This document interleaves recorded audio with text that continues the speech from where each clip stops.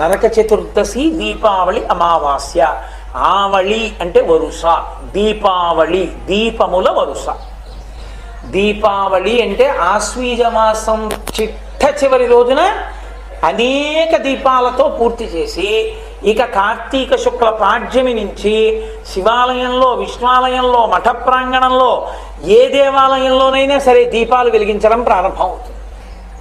ఈ దీపావళి పండగ అత్యంత ప్రధానమైనటువంటి పండగలలో ఒకటి. పండగ అంటే మీరు ఒకటి గుర్తుపెట్టుకోవాలి, వేదం ఎప్పుడూ కూడా మనిషిని సంతోషంగా ఉండడాన్ని కానీ లేకపోతే ఏదో ఉత్సాహంగా భోగాన్ని అనుభవించడం కానీ తిరస్కరించదు, అనుభవించమనే చెప్తుంది.